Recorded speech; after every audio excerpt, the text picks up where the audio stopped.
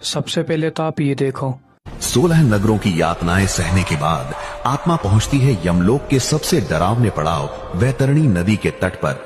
यह नदी 800 मील चौड़ी है और इसमें पानी की जगह सड़ा हुआ मांस, हड्डियां और जहरीले कीड़े तैरते हैं।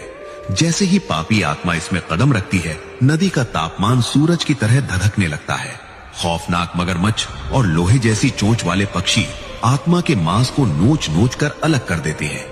चीखने के लिए मुंह खोलते ही खौलता हुआ खून गले के अंदर उतर जाता है। वैतरणी नदी को पार करने का एकमात्र रास्ता है अच्छे कर्म। जिन लोगों ने अपने जीवन में गोमाता की सेवा की है, उन लोगों को गोमाता अपनी पूंछ के सहारे वैतरणी नदी को पार कराती है और पापी आत्मा उसी नदी में फंसी रहती है। 47 दिनों की खौफनाक यात्रा और वैतरणी नदी को पार करने के बाद आत्मा पहुंचती है यमराज के विशाल दरबार में। भैंसे पर सवार, हाथों में काल दंड लिए साक्षात यमराज और उनके साथ चित्रगुप्त, जिनके पास आपके हर एक पल का हिसाब है। यहाँ कोई वकील नहीं, कोई गवाह नहीं। चित्रगुप्त जब अग्रसंधानी किताब खोलते हैं तो आपके द्वारा की गई हर छोटी से छोटी चोरी, झूठ और पाप चिल्ला चिल्ला कर गवाही देते हैं। यमराज की एक दहाड़ से रूह कांप जाती है और फिर शुरू होती है भयानक नरक की सजा। यमराज के दरबार में आत्मा की पोल खुलने के बाद उसे उसके कर्म के अनुसार अलग अलग नरक में भेजा जाता है।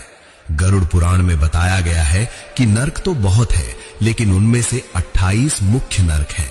और क्या आप जानते हैं, जो लोग दूसरों का पैसा हड़प कर बहुत खुश होते हैं, धोखा देकर अधिक पैसा कमाते हैं, उनको नरक में कौन सी सजा मिलती है और किस नरक में भेजा जाता है? मेरी जान, यमराज उन्हें तामिस्र नरक भेजते हैं और यहां सूरज की एक किरण भी नहीं पहुंचती। घोर अंधेरे में यमदूत गदा से तब तक आत्मा को कूटते हैं जब तक पापी आत्मा अधमरी न हो जाए। जितनी रकम तुमने धोखे से कमाई है, उतने ही साल यहां तुम्हारी हड्डियां तोड़ी जाएंगी। यहां ना पानी मिलता है, न रहम, सिर्फ अंतहीन मार और चीखे मिलते हैं। नेक्स्ट भाग के लिए बने रहें और फॉलो कर लेना मेरी जान। अभी तो और नरक के बारे में जानना है। पापी आत्मा एक ऐसे नरक में गिरती है जिसे देखकर यमदूतों की भी रूह कांप जाती है। स्वागत है महारौरव नरक में। यहाँ चारों तरफ आग धधक रही होती है और रौरव नरक से भी कई गुना बड़े और खूंखार क्रवनाद नाम के मांसाहारी जीव घात लगाए बैठे होते हैं। जैसे ही पापी आत्मा यहाँ गिरती है, ये भूखे जीव उसे चारों तरफ से दबोच लेते हैं। आत्मा रहम की भीख मांगते हुए चीखती है, लेकिन ये जीव उसके शरीर का एक एक अंग नोच कर खाना शुरू कर देते हैं। तड़प तड़प कर आत्मा के चीथड़े उड़ जाते हैं, पर नरक में मौत नहीं आती, सिर्फ दर्द मिलता है। क्या आप जानते हैं यमराज ये भयानक सजा किसे देते हैं? ये उन लोगों को मिलती है जो अपनी ताकत का घमंड करके किसी मजबूर इंसान की संपत्ति हड़पते हैं या लालच में आकर अपनों का ही हक मार लेते हैं। पापी आत्मा पहुंचती है यमलोक के 7वें नरक असीपत्र वन में। ये नरक मीलों तक फैले एक भयानक और काले जंगल जैसा है, लेकिन यहाँ के पेड़ों पर पत्ते नहीं, बल्कि तलवार की तरह धारदार और नुकीले लोहे के हथियार लटकते हैं। जैसे ही पापी आत्मा इस खौफनाक जंगल में कदम रखती है, यमदूत अपने कोड़ों से उसे अंधाधुंध दौड़ाना शुरू कर देते हैं। जान बचाकर भागते हुए जब आत्मा पेड़ों से टकराती है, तो वो तलवार जैसे पत्ते उसके शरीर को चीर कर रख देते हैं।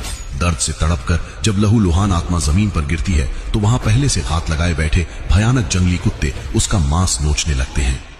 असीपत्र वन नरक की ये रूह कपाने वाली सजा उन लोगों को मिलती है जो अपने धर्म का मजाक उड़ाते हैं, अपने कर्तव्यों से मुंह मोड़ते हैं और भोले भाले लोगों को गलत रास्ते पर भटकाकर उनका जीवन बर्बाद करते हैं। आपको तो पता चल ही गया होगा कि नरक में आपके आत्मा को जाने के बाद कितना कष्ट उठाना पड़ता है।